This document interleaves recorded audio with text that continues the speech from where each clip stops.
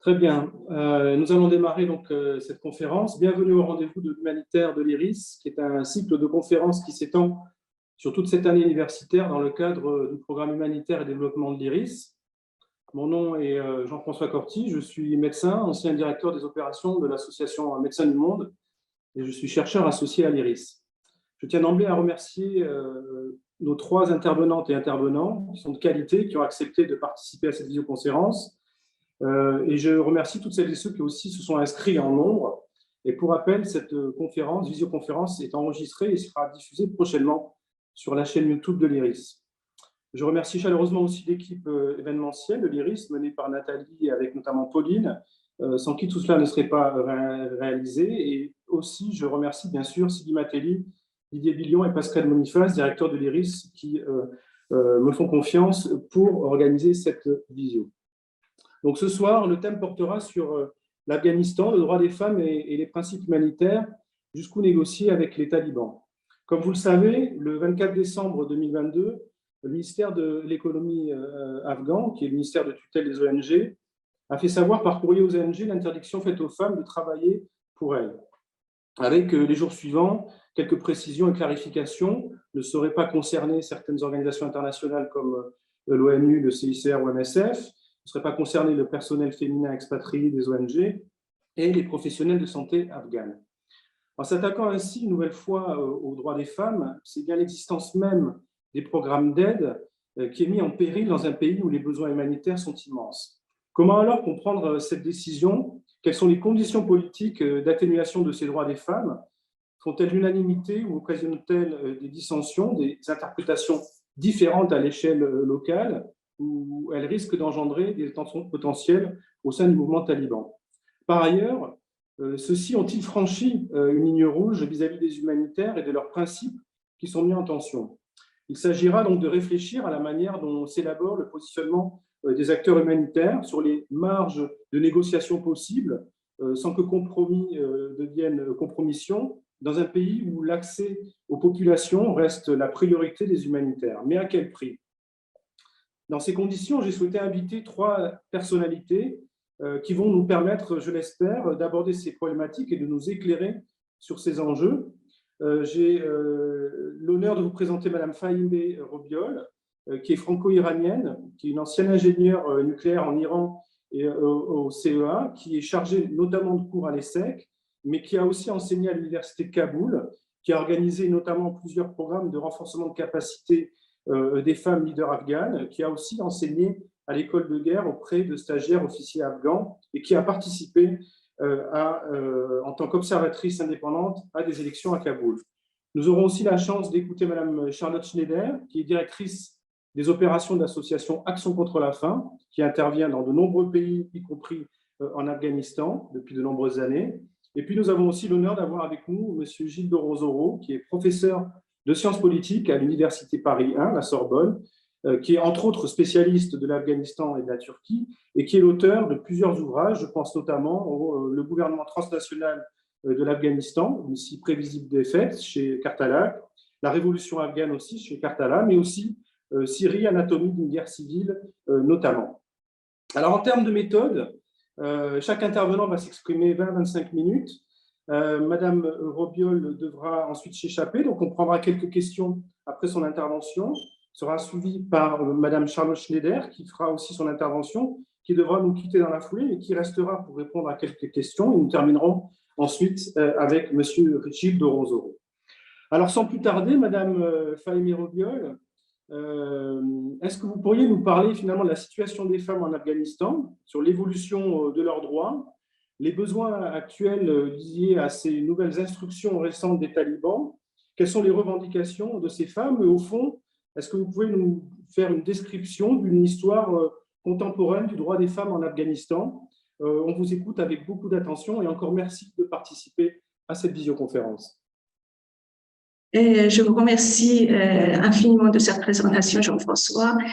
Et je voudrais remercier et saluer l'IRIS d'avoir organisé cette conférence et justement m'excuser de ne pas pouvoir rester malgré un fort intérêt pour écouter les autres intervenants. Donc, pour commencer, je vais partager mon écran.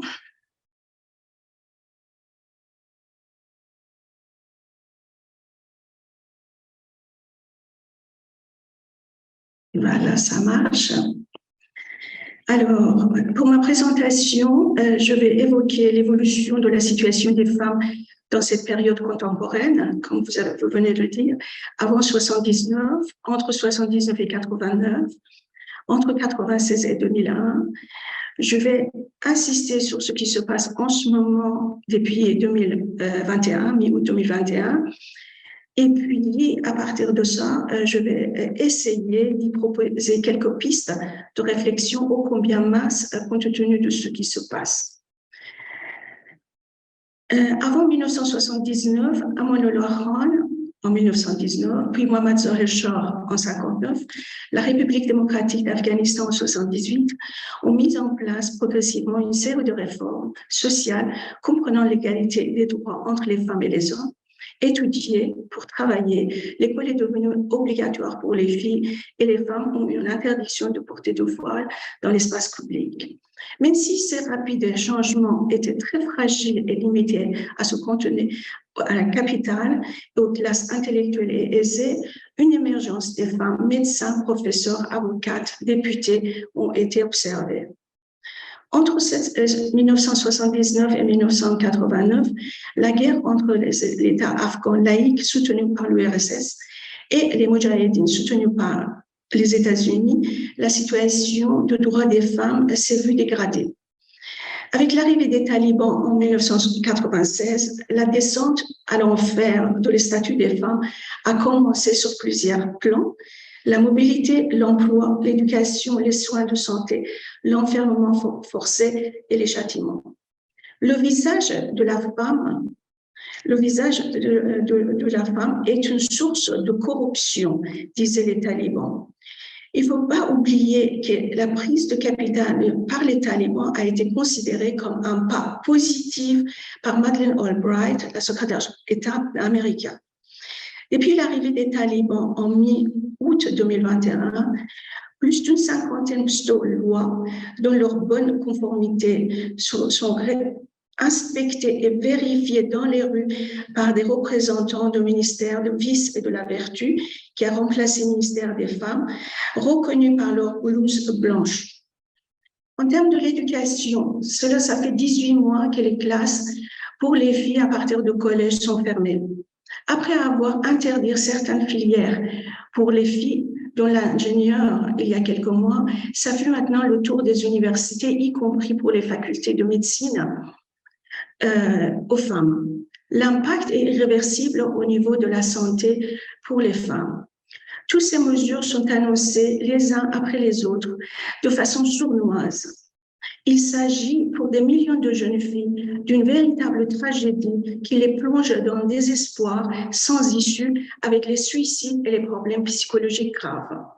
Pendant ce temps, les curriculums ont été modifiés d'une part pour remplacer hors des cours sciences, histoire, mathématiques par des leçons pensées essentiellement théobanki et d'autre part par l'ouverture de plus de 5000 écoles religieuses pour les garçons en confisquant les écoles des filles pour les endoctriner. Au niveau de soins et santé, les médecins masculins ne peuvent pratiquement plus autoriser à soigner les femmes. Avec la diminution du nombre professionnel de la santé, les distances que nombreuses femmes doivent parcourir pour obtenir des soins sont augmentées, tandis que l'offre clinique prénatale a diminué. Encore faut-il avoir un mahram, un proche parent de sang, un mari ou un beau-frère pour se déplacer ou pour être accepté à la porte de l'hôpital. Comme en octobre 1996, les femmes seront maintenant interdites l'accès au hammam, le bain public. Une augmentation de la gale et l'infection vaginale chez les femmes privées de méthodes de hygiène et l'accès aux soins ont été rapportés. Certaines femmes pendant 4 ans, n'avaient pas pu pouvoir prier leur Dieu, car l'islam interdisait aux femmes de prier sans bas après leurs règles. Ce dernier accident rapporté est arrivé à Herat. Il y a quelques semaines, l'État Elle était épouvantable pour les enfants et les femmes qui, en hiver afghan, commençaient à se laver et qu'il fallait, sous les menaces des talibans, de sortir sous le champ. Plusieurs mahrams qui ont attendu dehors, les pauvres propriétaires, tous étaient arrêtés. En termes de mobilité, interdiction des voyages en voiture ou à utiliser les transports publics pour les femmes seules. Les femmes qui n'ont pas de mahram sont pratiquement assignées à des résidences. Les chauffeurs de transport public sont tenus d'installer un rideau entre les femmes et les hommes. En tant que l'emploi, l'interdiction des femmes à enseigner et à travailler. On estime plus que 25% des employés de gouvernement étaient des femmes. Plusieurs centaines de milliers de femmes ont été touchées ainsi. Les rues sont remplies des mendiantes. Pourtant, elles étaient jadis des employés de service, des enseignants, des entrepreneurs. L'hôtesse de l'air de la compagnie aérienne d'Afghan, Ariana, ont été licenciées. Les talibans ont déclaré que les femmes ne sont pas à la hauteur. Depuis peu, les femmes n'ont pas le droit de mendier pour s'ouvrir. Au niveau de la vie sociale, on peut lister, la visite des parcs sont interdites certains jours pour les femmes, interdiction de délivrer les permis de conduire aux femmes, interdiction de la présence des femmes à la radio, à la télé, dans les rassemblements publics de toutes sortes. Nous avons vu les manifestations des femmes dans les rues, comment ça a été réprimé. Annonce la création du département de vice et de la vertu dirigé par des femmes pour mieux museler ces pauvres femmes. Les imams doivent constituer des listes des femmes célibataires âgées de 12 à 14 ans pour les marier de force par des combattants. Dérogation à ces instruction et assujettie des punitions et des châtiments corporels, flagellation, lapidation, l'exécution en public qui ont été reprises au plus belle en forme de spectacles dans les stades et les lieux publics. Le statut des femmes est devenu un objet appartenant au père et aux frères avant le mariage et après au mari et la famille. À la disparition de Marie, elle devient la propriétaire de la belle famille avec ses éventuels héritages et ses ressources. Le ministère de l'Enseignement supérieur de ce facto régime a dit que la femme est un champ à la disposition de l'homme pour en faire ce qu'il souhaite. Un autre Mollah a dit « La femme n'est pas un être humain, mais pour ne pas effrayer l'homme, il est en forme humain joliment présenté. » Les talibans ont ramené la femme au néant, les condamnant à 4 murs de l'habitat. Ils ont mis fin à leur dignité humaine. Cela vient d'être confirmé par le rapport de l'ONU Richard Bennett, qui a présenté son 2e rapport le 3 mars 2023, quand il écrit « Les talibans ont un but clairement défini, effacer la femme de tout l'espace public. » Que peut-on dire de plus? Les restrictions imposées aux femmes et aux filles ont aggravé par la crise économique et humanitaire.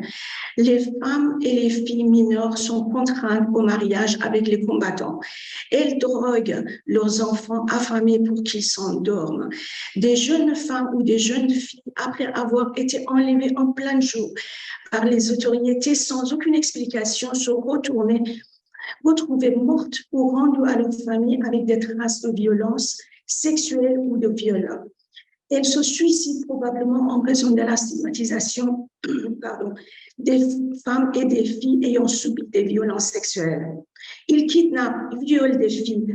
Les familles ne laissent plus sortir leurs filles. Les familles se dépêchent de les marier du peur de sa main soit demandée par un combattant à la façon des talibans, à savoir avec la violence et par force.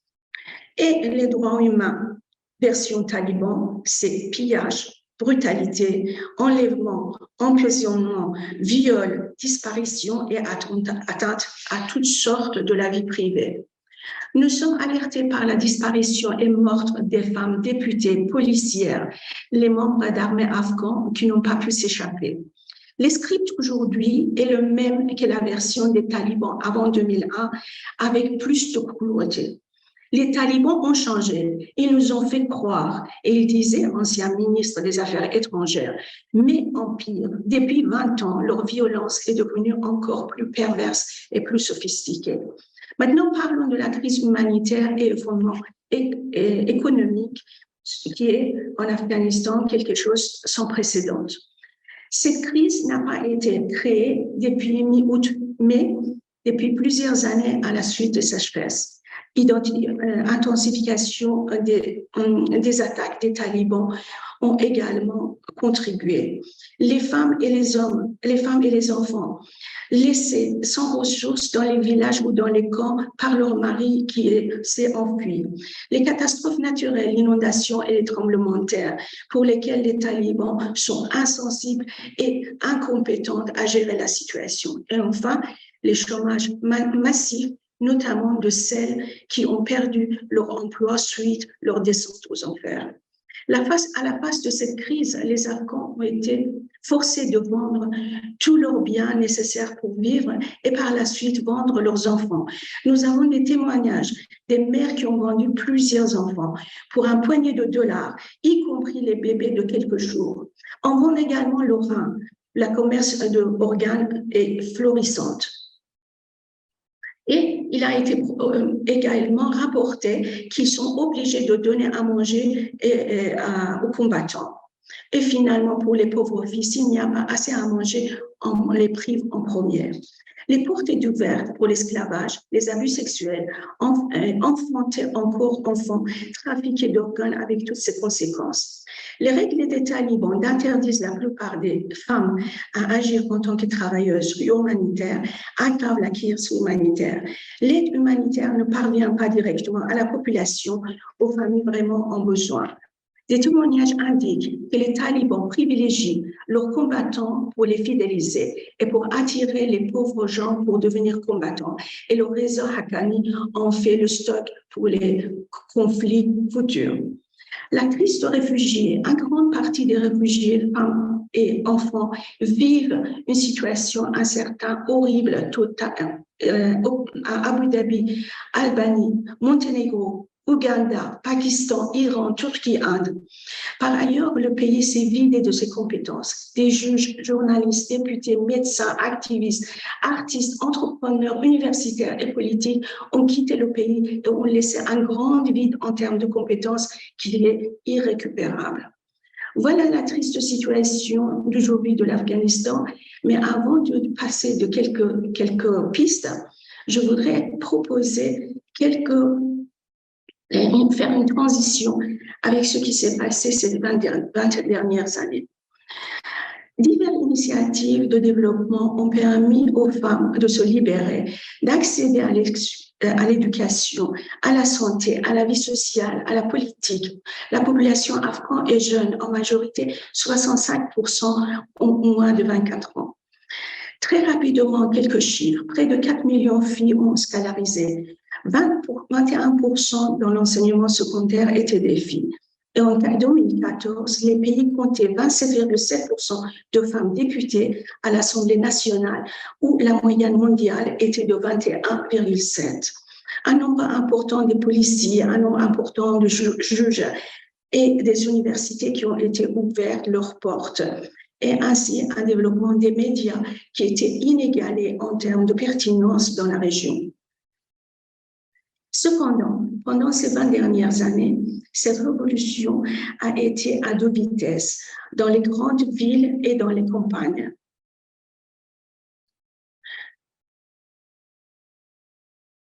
Le développement n'a pas réussi à atteindre 80% de la population.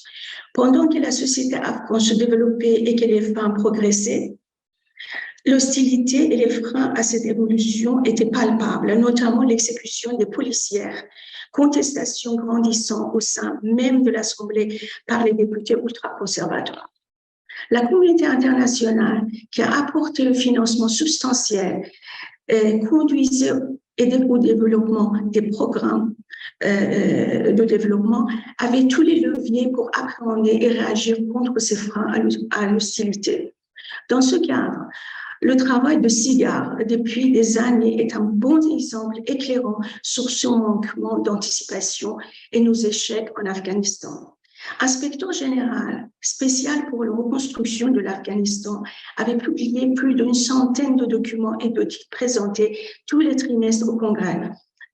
Rien qu'entre 2007 et 2009, pas moins de 7000 organisations à but non lucratif et sociétés privées se sont partagées près de 18 milliards de dollars et que personne n'est capable de savoir la répartition exacte de ce colossal marché de reconstruction. Et pourtant, depuis 2013, SIGA a identifié plusieurs axes de ses préoccupations.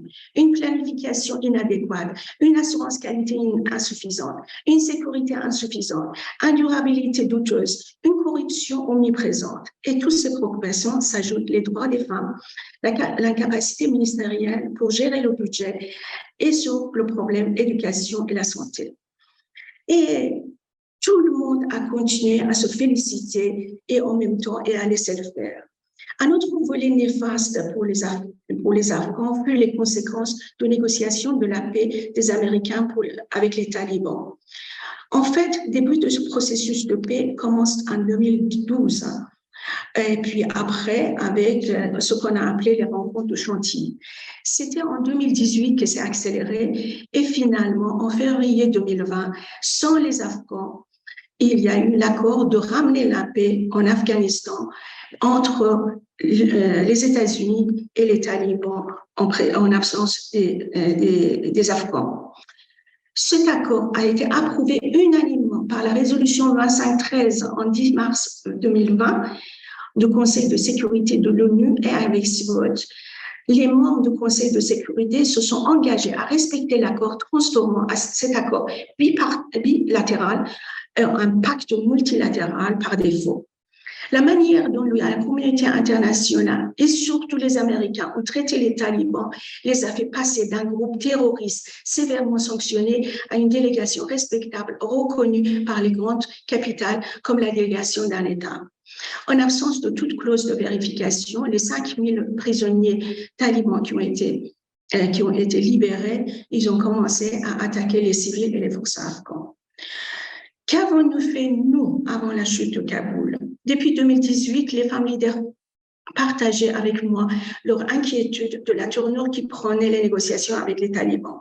Sur leur impulsion, nous avons sensibilisé l'Assemblée nationale, qui ont fait plusieurs courriers co-signés, qui ont été adressés aux décideurs au niveau national et européen, alertant de la situation Afghanistan, la crise humanitaire, les assassinats ciblés, les risques encourus des négociations et des Américains avec les talibans. Au vu de conférence d'Istanbul qui n'a jamais eu lieu, j'ai lancé une pétition en mars 2021 où nous avons demandé de grands décideurs de ce monde, mis en œuvre de processus de paix avec la participation majeure des femmes et que ça soit conduit sur le gîte de l'ONU. Depuis le retour de pouvoir des talibans à mi-août 2021, la chute de Kaboul, j'ai essayé tant que je peux en tant que citoyenne d'apporter le secours à distance auprès des femmes et aider l'évacuation. J'ai été soutenue par quelques députés et personnalités. C'est dans ce cadre-là, complexe et compliqué, que j'essaie à continuer à œuvrer et plaidoyer sur plusieurs plans qui pourraient aider à appréhender ces pistes. Encourager un monitoring tant que c'est possible pour les aspects aide humanitaire pour faire face à une situation de famine et de santé avancée. Demander une action cohérente et solidaire au niveau de l'Europe pour apporter plus de pression sur les talibans, enfin bannir leur mouvement et surtout de ne pas normaliser et reconnaître ce de facto régime dont la plupart des dirigeants sont labellisés terroristes. Néanmoins, depuis 2 semaines, nous observons l'accélération dans certaines capitales de rendre aux talibans les ambassades d'Afghanistan. Est-ce que c'est une façon déguisée de début d'une relation diplomatique ou encore on risque de créer un fief de plus pour les actes terroristes? L'aide humanitaire ne doit pas être un jeu politique de plus et il convient, au lieu que chaque pays négocie avec les talibans sur la modalité de l'aide, que cette aide parvienne directement à la population par les instances de l'ONU, mais cette fois-ci avec les contrôles à toutes les étapes, des femmes aux femmes. Dénoncer les abus en tout genre des talibans au niveau des droits humains et notamment leurs crimes. Diffuser et envoyer les preuves, vidéos, des documents, notamment à Richard Bennett. Les combattants de talibans n'adhèrent à aucune règle. Ils ont commis des crimes de guerre et des crimes contre l'humanité dans les zones contestées. La Cour pénale internationale doit prendre ces affaires au sérieux. Soutenir tant que possible celles qui demandent de l'aide. Elles sont cachées depuis des mois en Afghanistan et ont réussi à s'enfuir. Elles sont sans ressources en attendant d'un visa au Pakistan, en Inde, en Turquie ou en Iran. Faire connaître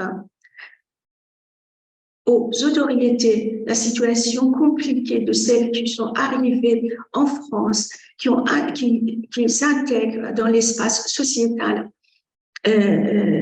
en France et culturel et académique le plus rapidement possible. Contrainte, contrairement aux différentes initiatives, dont celle des Norvégiens, nous essayons de convaincre que ce type de dialogue franc entre les talibans, l'opposition et la société civile doit avoir lieu en Afghanistan en présence des parties prenantes, observateurs occidentaux, pour faire créer un gouvernement, on espère, inclusif et participatif, avec la présence impactante des femmes. Depuis arrivé le pouvoir pouvoir des talibans, la communauté internationale, au nom de l'aide humanitaire, emploie la stratégie uniquement les carottes, sans aucune pression, sans aucune garantie. Il est aujourd'hui plus que jamais indispensable d'employer le bâton. Et si ça marche, on va espérer de pouvoir leur donner des carottes. Le monde ne peut pas se permettre à normaliser sans avoir des garanties sur le retour des filles à l'école, le respect, l'arrêt des violations des droits de l'homme, l'apartheid entre les sexes, la violence ethnique et autres violences. Finir par une conclusion sur la situation en Afghanistan. Nous sommes devant une débâcle. La communauté internationale et plus particulièrement les Américains ont fait la guerre contre les talibans pour reconstruire une société civile. Une persévérance de 20 ans a vu 4 présidents américains, une dépense de plusieurs milliards de dollars, un nombre de victimes de plusieurs militaires de soldats des pays alliés, plusieurs centaines de milliers d'Afghans et le déplacement de plusieurs millions d'Afghans pour que les talibans soient remplacés par les talibans. Et une note positive quand même, les femmes sont le talon d'Achille des talibans. Il est de même en Iran avec la révolution Femmes-Vie-Liberté. Je suis convaincue que l'impact de ce qui se passe en Iran, tôt ou tard, va faire vaciller ce de facto régime des talibans. Nous allons rien lâcher. Merci pour votre attention. Merci beaucoup, cher Fahimé, pour cet exposé très clair, à la fois effroyable et très complet, qui illustre bien le drame vécu par les femmes dans un contexte social, humanitaire très difficile. Alors, on est extrêmement suivi, il y a des centaines de personnes qui nous suivent. Et j'ai des questions à vous poser tout à fait intéressantes. Alors, une première question qui consiste à dire, voilà, y a-t-il une résistance des hommes afghans, voire une révolte face aux violences faites aux femmes par des combattants? Est-ce qu'il y a des motifs de combat portés par les hommes pour défendre le droit des femmes? Alors, je vais être un peu entre les deux. Quand vous regardez l'aéroport de Kaboul, vous n'avez vu pratiquement que des hommes. Où sont les femmes? Deuxièmement, on a vu une petite émergence de soutien des femmes dans les rues de Kaboul lorsque les femmes manifestaient. Mais très rapidement, ça a été disparu. Aujourd'hui, on n'a vraiment pas l'impression qu'il y a un soutien fort ce que je vois également dans les manifestations qu'on fait pour les femmes afghanes à Paris. Probablement la peur, probablement la sidération, probablement la situation humanitaire et économique ne laisse pas le champ pour pouvoir aller et contester, pour les pardonner un petit peu. Mais on voit bien ce qui s'est passé en Panjshir a été tellement violemment contré que même là-bas, les gens ils se cachent et on ne voit pas une résistance notable aujourd'hui. Ok. J'ai encore rapidement deux questions. Donc, Fanny, qui vous remercie pour votre exposé. Quelles sont les capitales qui veulent rendre les ambassades d'Afghanistan aux talibans? C'est la première question. Et puis Moussa qui pose aussi une question qui se définit d'obédience musulmane, qui s'élève contre toute forme de sexisme, indiquant qu'il n'y a aucun fondement religieux dans ce genre de comportement, et pose la question pourquoi la communauté musulmane dans son ensemble et à travers les politiques ne condamne-t-elle pas les talibans, ou est-ce qu'elle le fait? Alors, merci pour cette question posée. D'abord, pour moi, les talibans, c'est pas l'islam. Et c'est pas parce que je dis c'est pas l'islam qu'il faut qu'on dise, oh bah, donc ça nous regarde pas. Non. C'est une idéologie tribale qui a également ses formes. Par contre, ce qui est en effet étonnant, on ne voit pas une condamnation forte de tout le monde, de tout spectre de l'islam dans cette affaire-là. C'est ce que je dis également. Je suis désolée, il faut faire un petit aparté. Je dis lorsque on a un professeur qui est égorgé dans les rues de Paris, les musulmans français, de dire là, c'est pas l'islam, à mon avis, c'est pas suffisant. Parce que on se déresponsabilise quelque part. Si on est tous, on va dans la rue, tous les musulmans, et j'en suis une, pour dire que l'islam, c'est pas ça, ça va faire reculer les tendances. Et ça, on ne le voit pas, y compris dans les capitales des pays musulmans qui entourent l'Afghanistan. Ok. Et sur les ambassades, vous avez des précisions? Alors, aujourd'hui, il paraît qu'il y a 14 ambassades qui sont vendues, notamment dans les pays limitrophes. Je sais, pour l'Iran, il n'y a pas longtemps. Tadjikistan, la Russie, ça fait très longtemps. La Turquie, c'est fait également. Et donc, vous voyez, ça commence vraiment à être inquiétant. Est-ce qu'on ne peut pas se montrer au niveau international qu'on est en train de leur parler? C'est plus facile qu'on aille dans leur ambassade ou bien qu'ils sortent de leur ambassade pour venir en réunion. Très bien. Alors, il y a beaucoup de questions. Je crois que je ne vais pas pouvoir toutes les prendre. On va peut-être prendre les dernières pour ensuite pouvoir vous libérer et faire en sorte que nos prochains intervenants puissent s'exprimer. Question, quelle est la chance de la révolution iranienne pour qu'elle déteigne en Afghanistan? Une première question. N'y a-t-il pas un enjeu régional plus important pour qu'on laisse un pouvoir aussi fragile en place qui les soutient? Voilà, il y a beaucoup d'autres questions, je suis obligé. Peut-être on y reviendra avec notamment Gilles de Ronzoro. Peut-être sur ces dernières questions, Fahimé. Alors, pour ce qui est la révolution iranienne, on est en train de tout faire pour faire partir le plus vite possible ce régime sanguinaire, qui par ailleurs, il a soutenu depuis toujours les talibans en différentes sortes. Et ça, c'est une chose. Et dans une des slides, je vous ai montré, les jeunes Afghans sont allés devant l'ambassade d'Iran à Kaboul pour soutenir, ça n'a pas duré plus qu'une demi-heure, ils ont été battus et ils sont partis, pour soutenir la révolution des femmes iraniennes. Donc, par des diasporas, je vois qu'ils sont en train de regarder comment elles peuvent, les femmes peuvent s'inspirer des différentes et actions des femmes iraniennes pour faire bouger les choses. Mais je suis persuadée qu'il va avoir un impact. Très bien, cher Fahimé, je vous remercie énormément pour votre intervention très touchante, très poignante, très complète.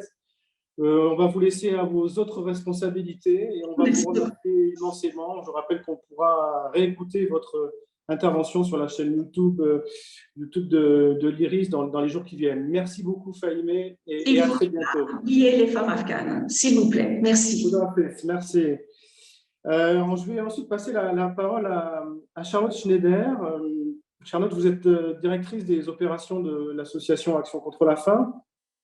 Pouvez-vous, en gros, peut-être nous donner quelques indications sur les besoins humanitaires tels qu'ils sont identifiés en Afghanistan par votre association?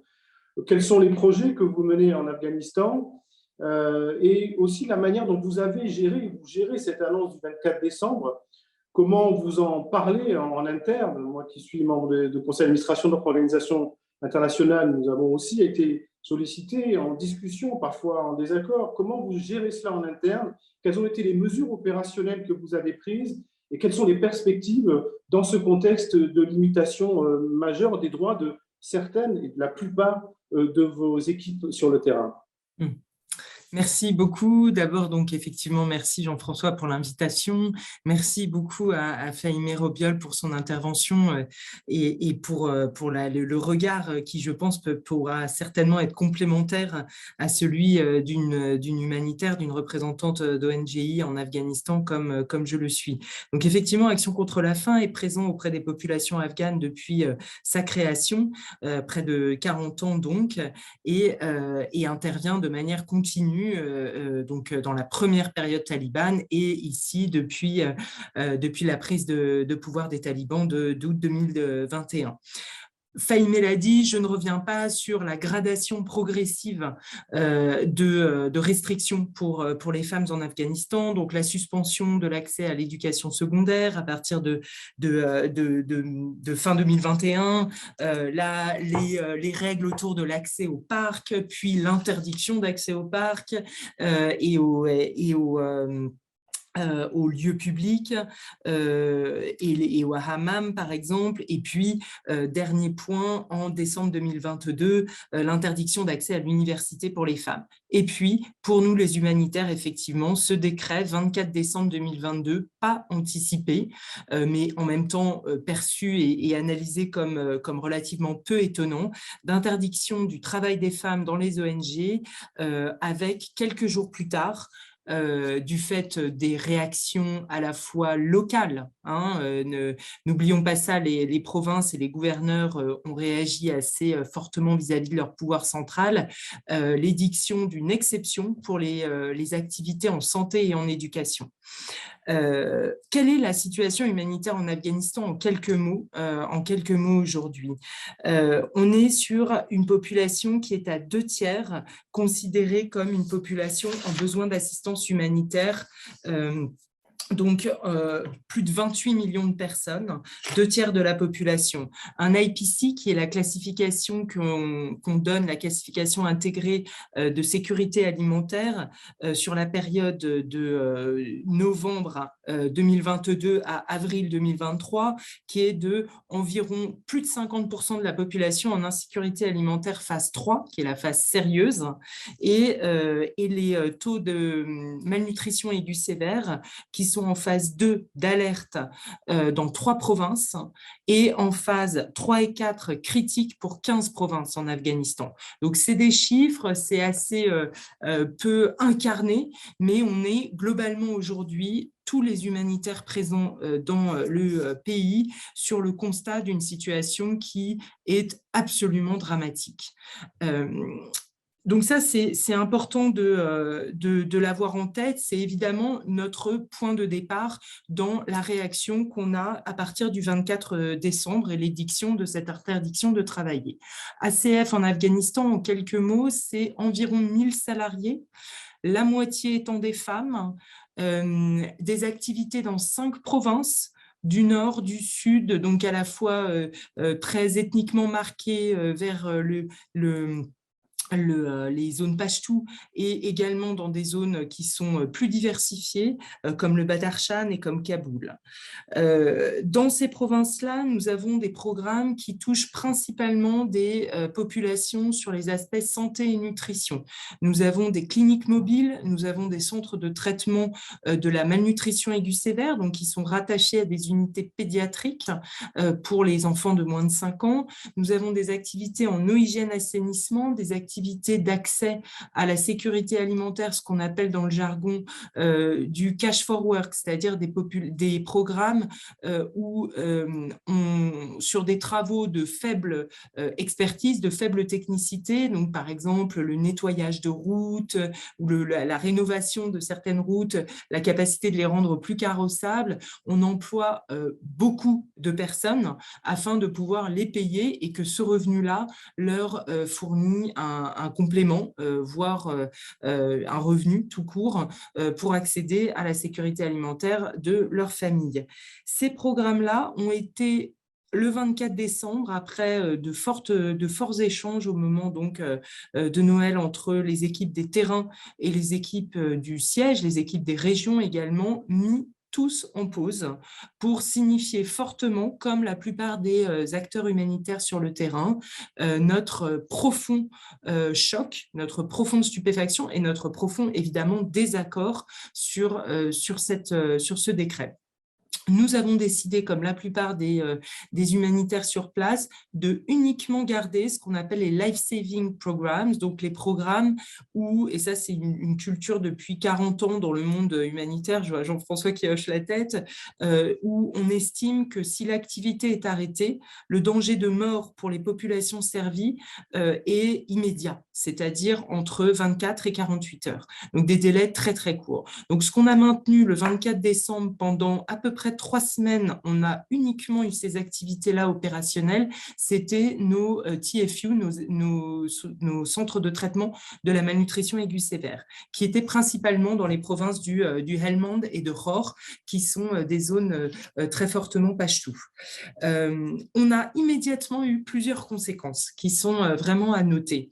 D'abord, une très forte attention d'alignement, d'écouter la voix de nos salariés femmes sur le terrain, donc avec tous les moyens que nous avions, via les collègues masculins, via les marham, via évidemment le téléphone, Internet, etc., d'entendre ce qu'elles avaient à nous dire et ce qu'elles souhaitaient, elles. Un alignement, évidemment, avec aussi des questions éthiques autour du droit des femmes et de la posture très forte que nous avons d'engagement le plus important possible sur l'égalité, l'équité entre nos salariés, le libre accès à l'emploi et donc la volonté très forte de ne pas remplacer les femmes aux différents programmes mis en œuvre par Action contre la faim dans nos 5 provinces d'intervention.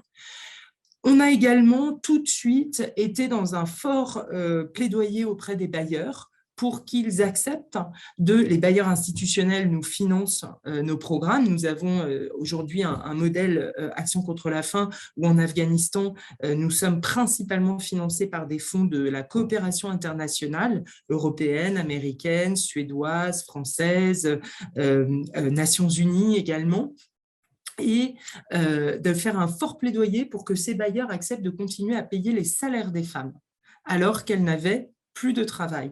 Nous avons donc maintenu des contrats, y compris fait le choix pour des contrats qui devaient s'arrêter normalement fin décembre sur de la suspension d'activité, de la réduction d'activité, ce qui est la vie d'une ONG, de les maintenir autant que faire se peut sur les mois qui suivaient, donc pour passer cette première phase. Et puis, il y a eu un très fort engagement de développer un positionnement commun des ONG sur place vis-à-vis des autorités, vis-à-vis des bailleurs et vis-à-vis de la communauté internationale, pour ne justement pas rentrer dans un débat qui nous paraissait extrêmement réducteur, qui était un débat de si on continue les activités et qu'on répond à ce qu'on appelle notre impératif humanitaire, notre volonté d'être en présence auprès des populations et de continuer à les soutenir dans une survie quotidienne, ancienne. Je rappelle vraiment le chiffre de 28 millions de personnes en besoin d'assistance humanitaire dans le pays, et d'opposer cet impératif humanitaire avec les questions du droit des femmes. Et avec notre profonde révolte, notre profond désaccord sur les mesures prises par le pouvoir en place. Aujourd'hui, donc quelques semaines après l'édiction de ce décret, où en sommes-nous? D'abord, la situation humanitaire sur place est toujours absolument catastrophique. Donc, je ne vous redis pas les chiffres, il n'y a pas eu d'amélioration notable, on ne voit pas de tendance à l'amélioration, voire même sur les mois à venir, on est inquiet, préoccupé par une dégradation encore plus forte, en particulier donc sur ces critères IPC dont je vous parlais tout à l'heure. En termes de contexte sécuritaire, on a un contexte sécuritaire qui, clairement, depuis la prise de pouvoir des talibans, est globalement stabilisé en dehors de Kaboul. Il y a eu 2 attentats très meurtriers récemment à Kaboul, et donc on a une tension entre le pouvoir en place et l'ISKP, l'acronyme pour mentionner Daesh en Afghanistan, qui cherche à travailler travailler à une forme de réduction de l'influence.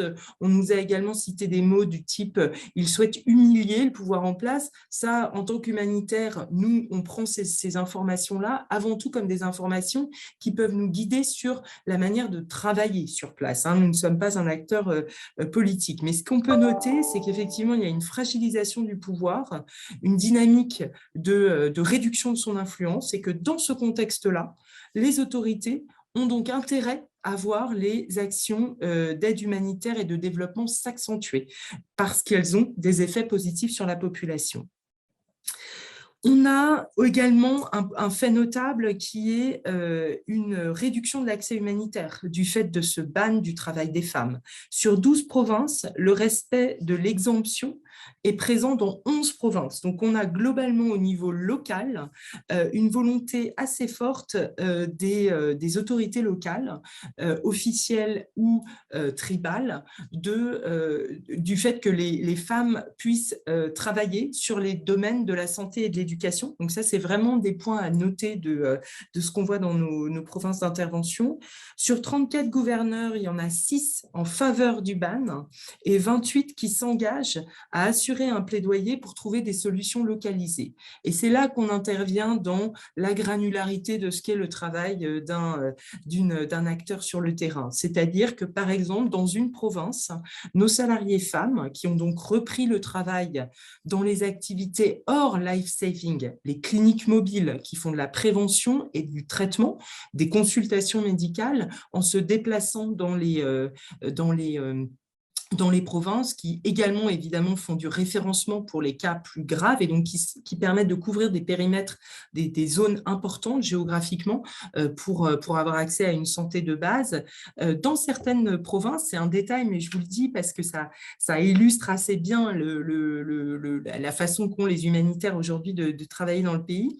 Dans certaines des provinces, je crois 2 aujourd'hui sur 5, les gouverneurs acceptent que nos salariés femmes passent au bureau avant d'aller sur le lieu de travail, la clinique mobile. Dans d'autres provinces, ils ne se prononcent pas. Il y a une zone grise assumée. Et puis, il y a des endroits où on nous dit spécifiquement les femmes ne doivent pas aller au bureau, elles doivent aller directement sur leur lieu de travail pour ne pas être confrontées à une exposition avec le sexe opposé.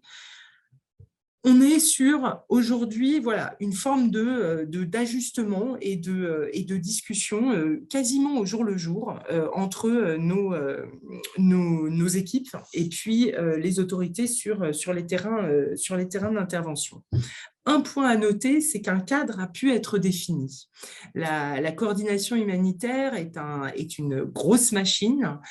Ça a mis plusieurs semaines, beaucoup de réunions, mais depuis février 2023, on a un cadre commun, le IASC, Interagency Standing Committee, qui est l'autorité régulatrice du système humanitaire au global, est intervenu en venant dans le pays avec une visite de Martin Griffiths Office, et le cadre, donc le Monitoring and Reporting Indicators est composé de 17 indicateurs pour monitorer la capacité de travailler des ONG et des acteurs humanitaires sur place, donc y compris Nations Unies. Donc ces indicateurs, ils vont tout autant regarder la qualité de l'accès pour les femmes, la composition de la réponse entre salariés hommes, salariés femmes, les changements, l'évolution des besoins liés à ce ban, etc. Et c'est un cadre qui a été longuement discuté, mais co-construit entre le IASC, les acteurs humanitaires sur place, les bailleurs sont au courant. Et donc, par exemple, une des déclinaisons très concrètes, c'est que les bailleurs s'engagent à continuer à verser les salaires des femmes qui ne peuvent pas travailler et qui étaient sur des programmes préexistants au BAN. OCHA est en charge du suivi de ce cadre harmonisé, donc qui est maintenant en cours sur le pays. Donc ça, c'est un point important, un point à noter. Enfin, un point aussi à noter important, c'est que le poids financier de l'aide donne une forme de marge de manœuvre à la communauté humanitaire. Donc là, qui dépasse évidemment largement les ONGI. Pour vous donner un chiffre, il y a aujourd'hui dans le pays au global 2,6 milliards de dollars d'aide comparé à 2 milliards de taxes que l'État a levé en 2022. Donc, c'est un chiffre qui est assez révélateur du pouvoir, du rapport de force, on va dire, ou de la possibilité d'échanger réellement constructivement avec les autorités sur place. Les enjeux et zones grises, parce que je veux aussi laisser du temps à l'échange et aux questions, donc je coupe sur certaines des informations que je voulais vous donner, j'y reviendrai peut-être un petit peu après. D'abord, il y a toujours très fortement au sein de l'organisation à tous ces échelons, depuis vraiment nos salariés sur le terrain en Afghanistan, nationaux, internationaux, femmes, hommes, les équipes régionales, les équipes du siège, un fort débat en interne sur jusqu'où accepte-t-on de continuer à travailler, de continuer à négocier. Par exemple, certaines ONG à Kaboul et sur les bases, sur les provinces d'intervention, ont commencé à adapter leurs locaux, c'est-à-dire construire des entrées séparées, voire même louer des bureaux séparés pour que les femmes et les hommes soient strictement séparés. Nous, pour l'instant, nous essayons de tenir une ligne grise qui est que nous avons toujours les mêmes locaux, nous travaillons la relation avec les autorités pour ne pas être sous leur radar, mais effectivement, c'est une situation fragile. Hein. On est avec des cloisons dans nos bureaux, les femmes portent la burqa, mais on a par exemple encore une seule entrée pour nos locaux. Donc, on a toujours un peu voilà, ce jeu de, enfin en tout cas ce rapport de négociation localisée, quasi quotidienne avec les autorités. Ensuite, on a un clair engagement des autorités afghanes sur le fait qu'on est crédible en tant qu'humanitaire. On n'est pas vu comme une menace, donc ça c'est important en termes de perception et de capacité de plaidoyer auprès de ces autorités. Elles demandent fortement à avoir une présence sur les aspects santé, sur les aspects éducation, et elles savent aussi qu'en nous parlant, puisque aujourd'hui les États, en tout cas les États du monde occidental, n'ont pas rétabli leur présence dans le pays, elles savent qu'en nous parlant, elles parlent aux bailleurs internationaux et donc également aux États membres. Donc ça, c'est un point important avec lequel on a une approche la plus constructive possible. Et enfin, on a un fort plaidoyer vis-à-vis des bailleurs, parce que c'est aujourd'hui quand même des situations assez fragiles, avec globalement un maintien des financements en cours, mais d'abord un plan humanitaire Afghanistan qui est sous-financé. Les besoins humanitaires sont clairement pas couverts. Hein. Ils sont couverts à 70% pour l'année 2022 et on voit plutôt une baisse pour l'année 2023 avec un HIP, un plan de financement nécessaire pour répondre aux besoins humanitaires en Afghanistan qui est de plus de 3 milliards de dollars, pardon. On s'engage assez fortement sur un plaidoyer pour de la flexibilité de la part des bailleurs humanitaires, sur le fait de comprendre qu'on ne va pas pouvoir fournir systématiquement des rapports qui sont en corrélation entre les salaires payés, en particulier pour les femmes, et les activités menées, puisque par définition, pour certains programmes, les femmes ne peuvent pas travailler. On a aussi un fort plaidoyer vis-à-vis des bailleurs pour qu'ils soient présents physiquement dans le pays, et donc un retour des ambassades, un plaidoyer autour du retour des acteurs dans le pays. Et on a aussi un plaidoyer assez fort vis-à-vis des bailleurs de développement, des bailleurs de temps plus long, qui ont tous suspendu leur financement. Donc, on n'est qu'aujourd'hui sur des financements d'urgence dans le pays, un plaidoyer assez fort pour aligner leur financement sur les besoins des populations et pas sur les priorités gouvernementales ou les négociations politiques. Voilà globalement. Donc, aujourd'hui, nous, ce qu'on dit très fort, c'est nos salariés afghanes, les femmes de nos salariés afghans, toute la communauté des femmes avec lesquelles nous travaillons, nous exhortent à rester, nous exhortent à être présents auprès d'elles, nous exhortent à témoigner, évidemment, aussi, nous exhortent à nous donner les moyens de rester et de rester en ayant le périmètre le plus large d'actions et d'opérations possibles. Nous essayons pragmatiquement de maintenir cet impératif humanitaire. Je n'ai pas du tout parlé des contraintes que nous avons en face, en particulier sur le blocage du système bancaire, sur l'accès humanitaire pour les femmes, sur l'accès humanitaire du fait de la sécurité. On a des informations relativement inquiétantes sur des développements dans les mois à venir pour les populations internationales dans le pays.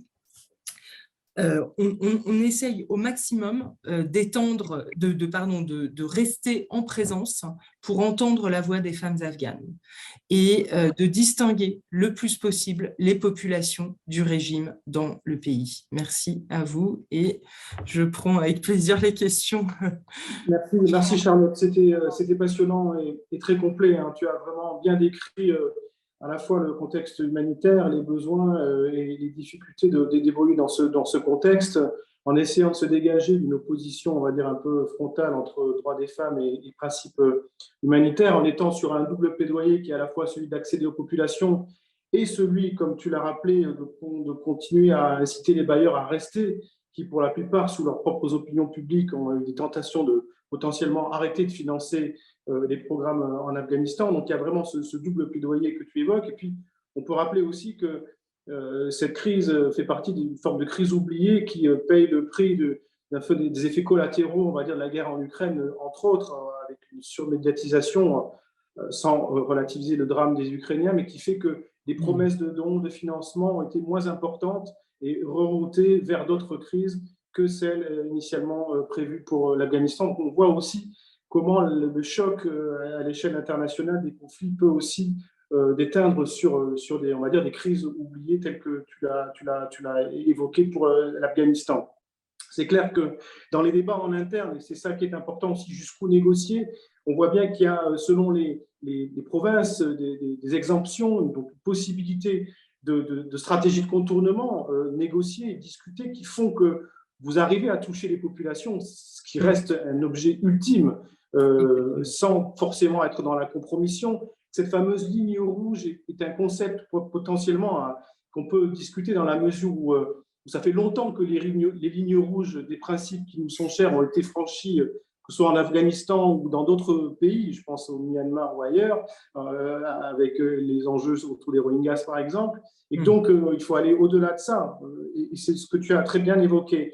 Alors, il y a des questions bien sûr qui reviennent. Est-ce que tu as des informations sur la production agricole locale et qu'est-ce que ça veut dire en termes de perspectives d'accentuation ou pas de la situation humanitaire? Il y a aussi des questions autour de la possibilité d'un transfert de compétences autour notamment de la médecine ou autre, de la santé. Est-ce qu'on travaille sur ça? Est-ce qu'on travaille sur ça dans un contexte d'accès limité à l'éducation? Et puis une question peut-être plus technique, qu'est-ce que c'est qu'un ban? Voilà. Oui. Est-ce que tu peux expliquer ça? Désolée, je vois qu'il y a effectivement deux questions sur des termes qui sont très… Et est-ce que les financements transitent par le pouvoir ou pas? Voilà. En gros, il y a 3-4 questions. Alors, pour répondre, effectivement, ban, c'est juste que je n'ai pas traduit, hein, c'est le mot anglais pour dire interdiction. C'est donc ce décret qui est paru le 24 décembre 2022 et qui interdisait le travail des femmes en ONG. Désolée, parce qu'effectivement, j'ai de temps en temps des tendances à utiliser les acronymes du secteur. Aujourd'hui, les financements ne transitent pas par les financements reçus par une ONGI, ne transitent absolument pas par les autorités en place, hein, ils sont directement touchés par Action contre la faim, qui ensuite paye ses salariés, paye ses fournisseurs, etc. C'est d'ailleurs une des très fortes contraintes qu'on a, c'est le système bancaire étant bloqué, on a des grosses complexités à pouvoir faire rentrer de l'argent dans le pays. Pareil, bailleur international, je vois que madame me posait cette question, donc les bailleurs internationaux sont les coopérations internationales qui nous financent nos programmes. Donc pour l'Union européenne, c'est une agence qui s'appelle ECHO, à laquelle nous sollicitons des fonds avec des propositions de projets que nous soumettons et qui nous sont attribués avec un très fort, un suivi très fin de la part de ces bailleurs, l'Agence française de développement en France, la coopération allemande, la coopération suisse, suédoise, américaine, sont les gros financeurs de l'aide humanitaire en Afghanistan. Pour parler du transfert de compétences, on a très peu, voire pas changer nos modalités de travail avec nos salariés femmes et avec les acteurs locaux qui sont partie prenante de nos programmes. Alors, la question d'avoir le plus possible de modalités précises et bien affirmées est plus complexe parce que on n'était déjà pas avant une ONG qui avait une forte expertise sur la formation. On fait avec nos salariés à côté, enfin nos salariés font et forment les personnels de santé, par exemple, dans les cliniques mobiles, les centres de traitement de la malnutrition, et ça depuis des années, et ça n'a pas radicalement changé. Donc, l'exemption sur la santé nous a permis aujourd'hui de reprendre, on estime à peu près 80%, 75% de nos activités. Donc, on a 25% des populations qu'on servait et qu'on ne sert plus depuis ce ban, soit parce que les femmes ne peuvent plus venir vers les programmes que nous avions, soit parce que nos salariés femmes ne peuvent pas travailler. Donc, on estime que maintenant 3 mois après l'édiction de cette interdiction de travail des femmes, on est plutôt sur une courbe de regagner, de regrignoter du terrain pour toucher petit à petit avec les programmes que nous avions avant l'interdiction, de 75 à 80% des populations qu'on servait.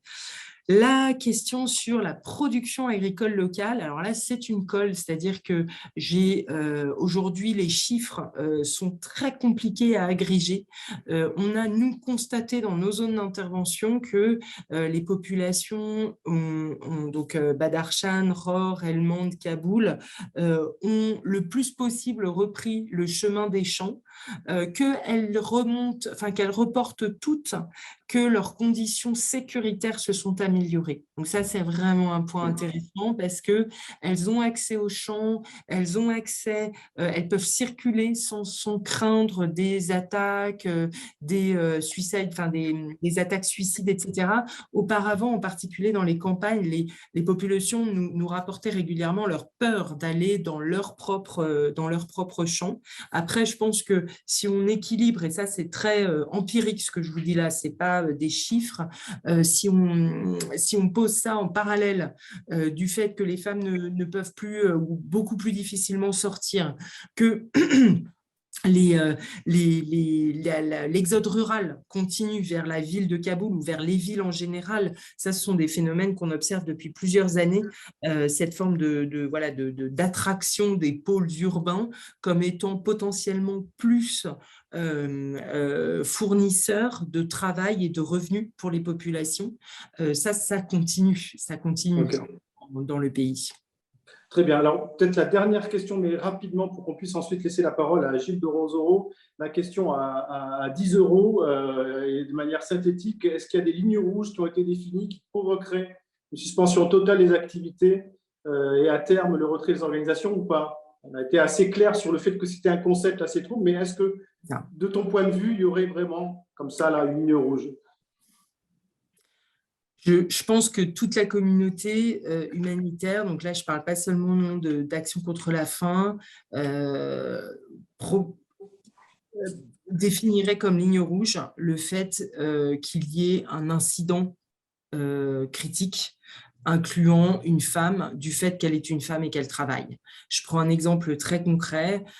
Si on a, très concret, hein, c'est une probabilité, pardon, c'est dans nos plans de contingence, nos plans de sécurité, on évoque le fait que s'il commence à y avoir dans la communauté humanitaire des femmes qui sont arrêtées sur le chemin du travail, des femmes qui sont arrêtées dans les locaux dans lesquels elles travaillent, sur leur lieu de travail, il y aura d'abord évidemment une phase de fort plaidoyer et une phase de suspension, mais à terme, si ces types d'incidents venaient à se reproduire, je pense que ça constituerait une ligne rouge pour la communauté humanitaire. Un immense merci Charlotte pour cet exposé, pour t'être livré aux questions aussi, et c'était très clair. On te remercie, on va te libérer à tes autres obligations par un conseil Merci à vous. Très bonne suite et j'écouterai avec grand plaisir la dernière intervention de M. Doronsoro. Au revoir. Très bien. Eh bien justement, Gilles Doronsoro, merci. On va rester entre nous finalement et on va vous écouter avec attention. Vous qui êtes professeur de sciences politiques à Paris, à Paris 1, en gros, est-ce que vous pouvez nous expliquer dans quelles conditions politiques interviennent ces mesures, hein, cette atteinte aux droits des femmes, quels sont les objectifs, à quoi ça rime d'une certaine manière? Est-ce que cette mise en pression des ONG a un intérêt particulier? Comment on peut comprendre ces actions des talibans dans un contexte où la pression de la communauté internationale, notamment des autres pays d'obédience musulmane, reste pour l'instant assez trouble? Oui, alors, peut-être le premier point que je veux développer concerne la dynamique interne du régime taliban, autant qu'on puisse la connaître. Je crois que c'est très important de voir qu'on est dans un moment de centralisation du pouvoir. C'est-à-dire que les talibans ont toujours été un mouvement non pas tribal, mais religieux, avec une forte tonalité pachtoune, clairement du point de vue au moins des gens qui sont au pouvoir, et que c'est un mouvement qui a su construire une organisation efficace dans la guerre et qui, après la prise du pouvoir en août 2001, a assez rapidement mis au point des moyens de contrôle sur la société. Ça, je vais y revenir. Mais dans un premier temps, c'est un mouvement, et on l'a vu comme ça empiriquement à Kaboul notamment, qui n'était pas très clair sur la stratégie à mener. C'est-à-dire qu'il y avait au sein du mouvement taliban un certain nombre de groupes, la famille Haqqani par exemple, assez connue, le fils de Mollah Omar, Yaqub, qui était sur une stratégie, disons, un peu pragmatique d'ouverture, d'avoir une certaine éducation des femmes, etc., essentiellement pour avoir une stabilisation de l'économie afghane, qui est dans un état assez catastrophique, et peut-être avoir des programmes de développement, donc dans cette logique-là. Et puis, on a un deuxième centre de pouvoir qui est à Kandahar, c'est l'amiral Mouminine, donc le commandeur des croyants, Abeitullah Akhundzada, qui, lui, était plutôt dans une logique plus religieuse, plus stricte, et c'est finalement lui qui l'a emporté. Donc, ce qu'on voit se dérouler depuis la prise du pouvoir des talibans en août 21, c'est progressivement la mise en place d'un pouvoir beaucoup plus centralisé, avec l'apparition de conseils d'ouléma au niveau provincial, par exemple, qui va assurer progressivement une plus grande homogénéité des politiques au niveau local, et très clairement une capacité du pouvoir, qui est donc à Kandahar plus que dans la capitale légale à Kaboul, à imposer des lignes directrices. Alors, de ce point de vue-là, la question la question des femmes, si l'expression est plus que maladroite, mais je ne vois pas d'autre moyen de le dire là. La question des femmes, ça a été un conflit, ça a été une zone de conflit, à la fois à l'interne des talibans et à la fois par rapport à la communauté internationale. Donc, il y a toujours eu le double aspect. Ça, ce n'est pas quelque chose de récent, ça a toujours été comme ça en Afghanistan. Donc, par exemple, dans les premiers mois, les femmes pouvaient ne pas avoir la burqa à Kaboul, par exemple. L'éducation était ni vraiment permise ni interdite, mais de fait, ça se passait, y compris à l'université. Et progressivement, une des façons pour le leadership taliban d'affirmer ce pouvoir, ça a été d'amener une série d'interdictions de plus en plus fortes, jusqu'à effectivement la situation actuelle où l'éducation des femmes, en tout cas à partir de la puberté, est de fait la plus interdite, même s'il reste de l'éducation informelle ou illégale. Il y a eu une arrestation cette semaine d'ailleurs d'un militant afghan qui justement avait pris cette question en charge et qui essayait de mobiliser pour l'éducation des femmes. Donc ça, c'est le premier aspect, c'est la centralisation. Le deuxième aspect, c'est l'absence d'opposition structurée ou en tout cas efficace par rapport aux talibans. Alors, le premier type d'opposition, et c'est plus ça qui nous intéresse ce soir, c'est ce que j'appellerais les oppositions pacifistes, sociales.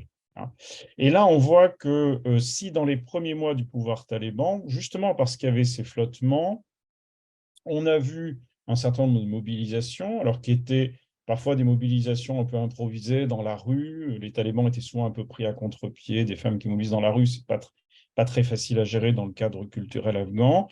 On a vu aussi des tentatives de créer des réseaux, de s'exprimer publiquement.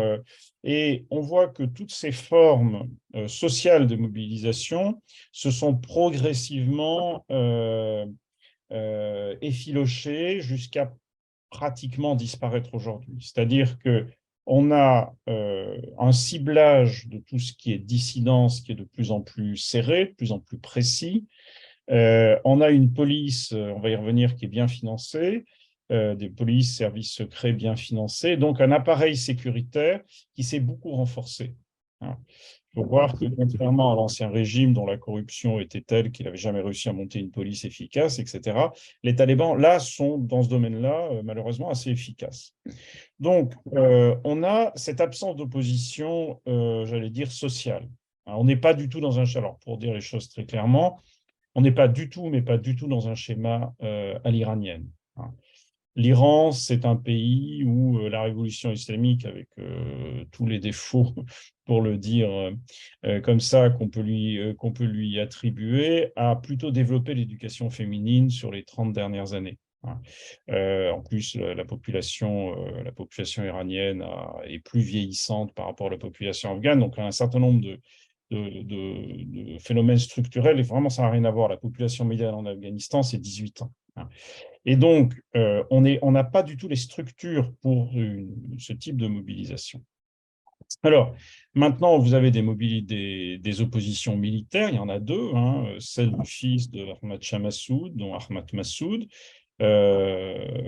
qui, à partir du Tadjikistan pour l'essentiel, tente de mener des opérations militaires, mais sans grand succès. Il faut se rappeler qu'en juillet 21, le Panjshir ne s'est pas battu contre les talibans. Il y a eu une série d'accords, le Panjshir ne s'est pas battu. Il n'y a pas véritablement de base pour ce type de mouvement. Et la deuxième opposition, c'est l'opposition de l'État islamique dans la province de Khorasan, donc grosso modo Pakistan et Afghanistan. Et là, on a une organisation révolutionnaire assez bien structurée en réseau et qui est capable de cibler premièrement les chiites, deuxièmement les responsables talibans, les dignitaires talibans, et troisièmement les ambassades russes et chinoises pour l'instant, mais d'autres éventuellement. Donc là, on est face à une menace, j'allais dire, ponctuelle, il n'y a pas de contrôle de territoire significatif par l'État islamique, mais ça déstabilise le mouvement taliban et surtout, ça met un peu à mal son discours sur le retour à une pleine sécurité, qui globalement est vrai. Mais bon, là, à chaque fois, comme dans n'importe quel pays soumis à ce genre d'attentat. Donc, on n'a pas de possibilité, je crois que c'est très important pour nous, de voir de fortes mobilisations, d'une déstabilisation du régime du point de vue des mobilisations pacifiques ou violentes. Maintenant, et ça touche assez directement notre sujet, depuis 2012 ou 2014, ça dépend un peu les indicateurs qu'on prend, l'Afghanistan est dans une dépression qui a assez peu d'équivalent dans le monde. Il faudrait peut-être regarder du côté du Liban pour avoir des choses de cette ampleur. On a à peu près 2/3 de la population qui a un problème clair de subsistance, donc l'alimentation est une question centrale. C'est ça qui accélère notamment l'exode rural. On est aussi devant un choc, alors là, très lié à l'arrivée des talibans, un choc financier, puisque le système bancaire a été largement paralysé, à peu près totalement paralysé. Et d'ailleurs, il s'agit pas tellement des mesures américaines, assez curieusement, qui excluent la plupart des transactions, qui ciblent vraiment que les talibans. Il s'agit plutôt d'une réaction des banques internationales qui ne veulent pas s'investir, faire quoi que ce soit en Afghanistan par peur des répercussions juridiques. On a une perte importante du tissu des petites entreprises. Probablement 2/3 des entreprises ont disparu, des petites entreprises ont disparu en Afghanistan. On a l'absence d'investissements significatifs, notamment pour l'entretien des routes, des barrages, etc. Et donc, on est dans une situation qui est objectivement catastrophique d'un point de vue économique, avec des effets sur le long terme. Alors, évidemment, quand on parle droits des femmes, on a, et c'est très normal, une optique qui est d'abord une optique droits humains. Mais il y a aussi une optique économique, c'est-à-dire que quand vous excluez du marché du travail 50% de la population, un peu plus de 50% de la population, ce qui va se passer mécaniquement, c'est que vous perdez de l'argent, vous perdez beaucoup d'argent en fait, vous perdez du développement économique, vous perdez des points de PIB. Alors évidemment, c'est simplement complémentaire par rapport à la question des droits humains, mais dans une situation aussi catastrophique, c'est aussi quelque chose qu'il faut signaler. Alors, ça, c'est la situation de la société afghane. Maintenant, on est du point de vue du budget de l'Émirat islamique d'Afghanistan dans une situation un peu différente. Pourquoi? Parce que, en fait, les talibans sont extrêmement efficaces pour lever les impôts. C'est-à-dire que l'ancien régime était d'une corruption telle que, en fait, les impôts levés à Herat, par exemple, ou à Mazar-e-Sharif, n'arrivaient jamais à Kaboul, ou alors très marginalement à Kaboul. On est maintenant dans une situation où l'argent revient au centre. Et les talibans, donc, en fait, ont un budget qui, grosso modo, alors je dis grosso modo parce qu'il y a des choses qu'on ne sait pas, notamment l'argent de... Ils ont interdit théoriquement l'opium, mais en fait, ils imposent l'opium et on n'a aucune idée des sommes que ça rapporte. Donc, c'est pour ça que je vous dis grosso modo. Grosso modo, il n'y a pas eu de rupture dans le budget afghan. Malgré l'arrêt de l'aide internationale à l'État afghan, pas à la société, mais à l'État afghan. Donc, dans cette situation-là, le régime taliban a pu payer systématiquement tous ses salaires. Et donc, il n'y a pas de possibilité immédiate, à long terme c'est discutable, mais en tout cas immédiate, de crise de l'État, de crise des fonctionnaires, etc. Il y a eu une toute petite période de soudure après la chute de Kaboul. Bon, c'est normal, il y avait une certaine désorganisation, mais ensuite, la bureaucratie a très largement été reprise avec un ciblage des femmes qui ont été exclues ou qui ont des fonctions moins importantes, ou également un ciblage des gens qui étaient dans l'appareil de sécurité de l'ancien régime. Mais en dehors de ça, la bureaucratie afghane, elle est là. Bon, ce n'est pas une grosse bureaucratie, mais elle est là. Et l'essentiel du budget sert à payer cette bureaucratie, ce qui stabilise quelque part le régime. Voilà. Alors, maintenant, il reste une aide à l'Afghanistan qui est une aide extrêmement importante. C'est dans les 3 milliards de dollars. Après, c'est un peu compliqué de calculer. On a pour cette aide une série de financeurs. Bon, les principaux financeurs, c'est les États-Unis, pas oublier les États-Unis, les États-Unis, l'Union européenne, puis tous les programmes de l'ONU. Voilà. Après, c'est redistribué à des ONG, MSF, Action contre la faim, etc. Mais les gros financeurs, les gros bailleurs, exactement, ils sont là. Donc, on s'aperçoit que par rapport à la situation avant l'arrivée au pouvoir des talibans, il n'y a pas eu de changement radical. Il n'y a pas eu de changement radical, c'est-à-dire qu'on est à peu près au même niveau de financement civil. Le problème concret, c'est qu'évidemment, ça ne passe pas en théorie par le régime taliban. Ça est censé aider directement la population. Et là, on va se retrouver devant le problème classique, c'est-à-dire que même si on explique, et ça peut se comprendre, que l'aide humanitaire n'est pas politique, de facto, avec 3 milliards, on permet aux talibans, par exemple, de se désinvestir de l'éducation, ou en partie de l'éducation, pour financer leurs services de sécurité, etc., qui représentent une part extrêmement importante. Hein. Quand vous mettez la police, l'armée, les services de sécurité, etc., enfin, tout ça ensemble, vous avez une part essentielle du budget. Et évidemment, l'État afghan, assez curieusement, reste en un sens encore un peu un État rentier. Alors la question qu'on peut se poser à partir de ça, parce que l'idée assez logique, ce serait qu'on peut faire pression sur... on leur donne 3 milliards, on peut quand même faire pression. En fait, c'est compliqué. D'abord, je crois qu'il ne faut pas sous-estimer les contraintes dans un sens juridique ou moral. Par exemple, ECHO, donc l'agence européenne, est relativement indépendante, même pas relativement, elle est assez indépendante des contraintes politiques. C'est-à-dire que c'est ECHO largement qui décide d'intervenir parce qu'il y a une contrainte, enfin, il y a une demande humanitaire. Hein. De la même façon, les programmes de l'ONU sont très médiés par l'ONU précisément. Donc les États donateurs ne peuvent pas forcément agir sur une orientation, etc. Donc en fait, ces programmes, ces 3 milliards, ne sont pas des sommes disponibles où on pourrait engager une négociation directe. Hein. L'ONU, par exemple, a engagé des négociations avec les talibans depuis des années, hein, mais ça n'est pas très facile. Le deuxième obstacle, c'est que oui, toutes les ambassades occidentales fonctionnent à Kaboul, hein, même s'il n'y a pas de chargé d'affaires et pas d'ambassadeur, c'est évident que toutes les ambassades sont occupées, il y a des gens. Hein. Donc, ce n'est pas très compliqué de parler aux talibans, on peut même aller au Qatar pour leur parler si on ne veut pas leur parler à Kaboul, mais il n'y a pas de problème massif. Par contre, il n'y a pas de stratégie commune pour leur parler. Alors, parler de quoi, c'est très compliqué. Hein. Et dernier point, puis je vais m'arrêter là parce que je suis déjà un peu long.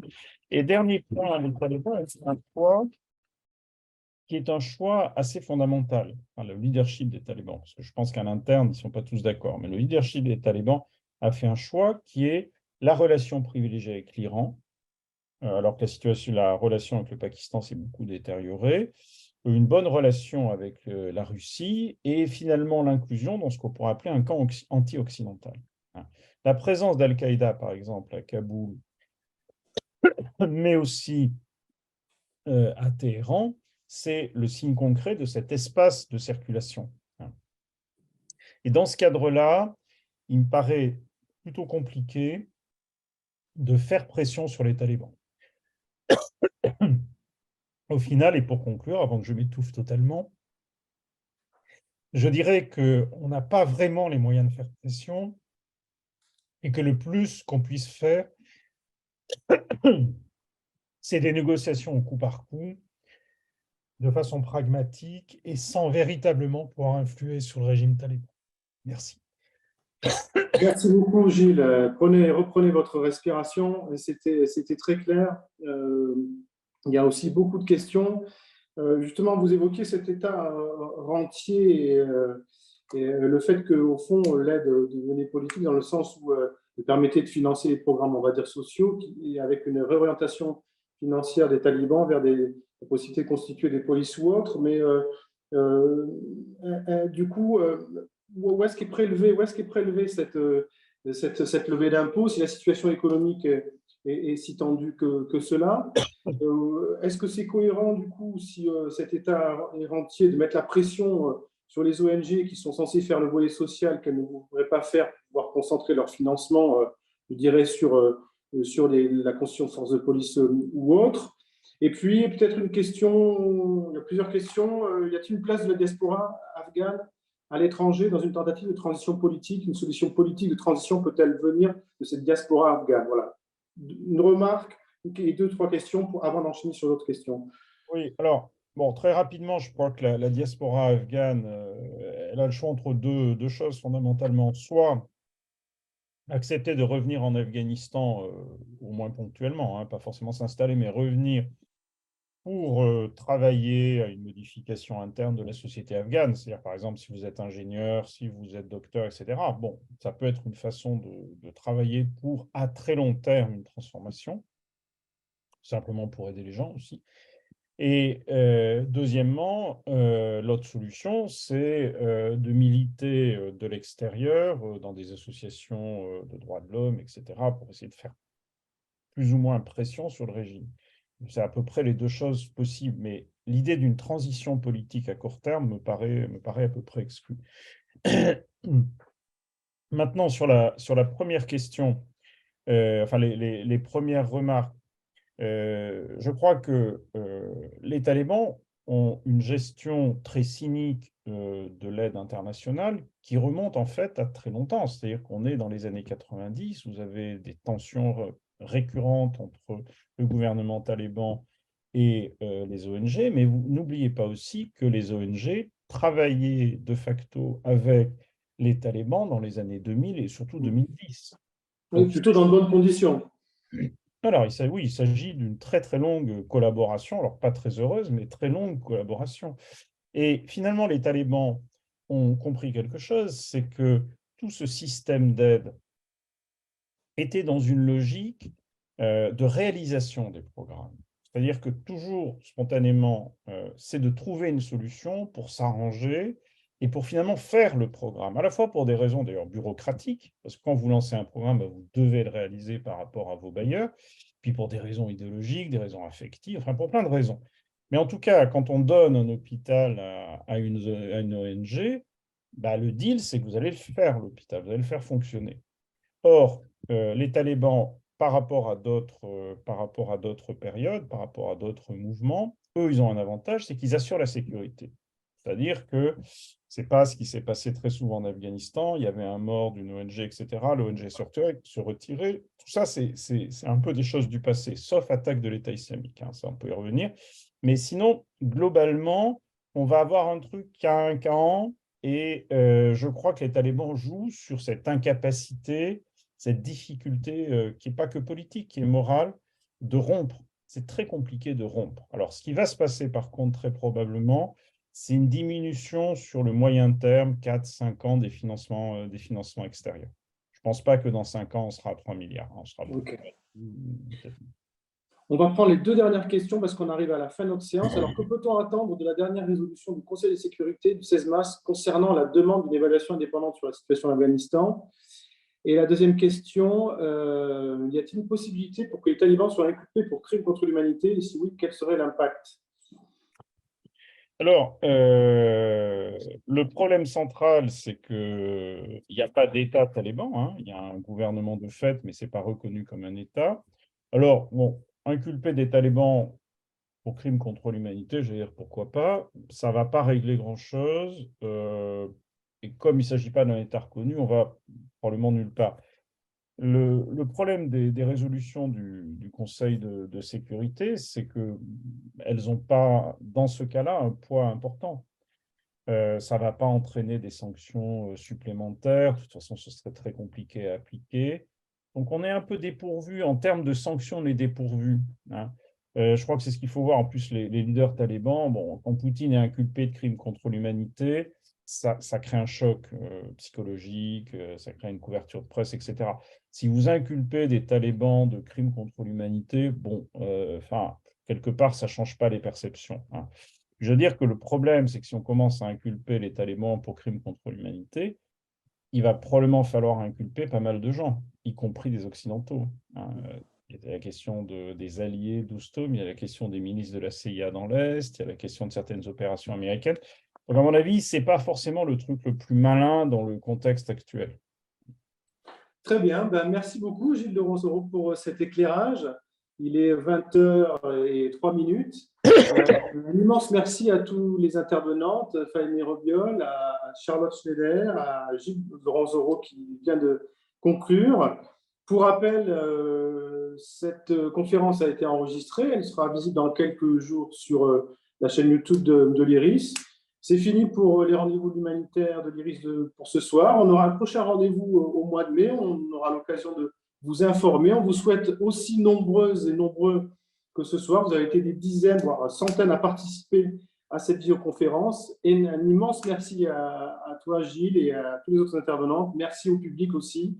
Et je vous donne rendez-vous pour le prochain rendez-vous d'Humanitaire l'IRIS au mois de mai. Bonne soirée à toutes et à tous. Merci. Bonne soirée, au revoir. Au revoir.